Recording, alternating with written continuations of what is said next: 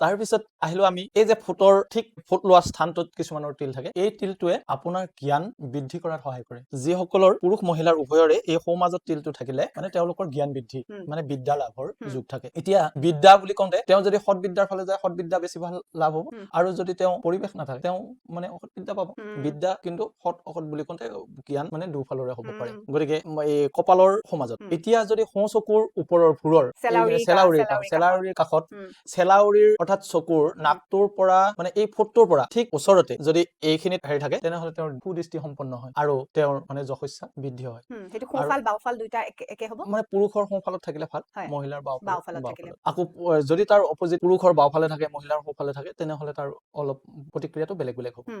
কেনেকুৱা ধৰণৰ প্ৰতিক্ৰিয়া মানে এই ফালত দ্বিতীয়তে বিপৰীতে বেয়া হ'ব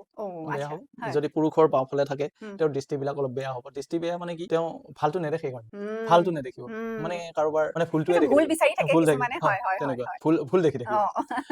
ঠিক মহিলাৰ ক্ষেত্ৰতো তেনেকে তেওঁ পৰৰ নাৰীৰ চৰ্চা অমুকৰ বোলে চৌধুৰীৰ কন্যাক অমুকে এনেকুৱা কথাবিলাক কব এনেকুৱা এই আমাৰ তিলটোৱে আমাৰ একদম চাৰিত্ৰিক গঠন আৰ্থিক স্বাৱলম্বিতা তাৰপিছত শাৰীৰিক ৰোগহীনতা বা নিৰোগী এটা শৰীৰ এই আটাইবিলাক নিৰ্ভৰ কৰে তিলটোৰ এই তিলৰ সৰু এটা বস্তুৱে আপোনাৰ গোটেই কথাখিনি কৈ দিয়ে আনকি আপুনি কেনেকুৱা চাৰিত্ৰিক গঠনবিলাক এই তিলৰ ওপৰতে নিৰ্ভৰ কৰে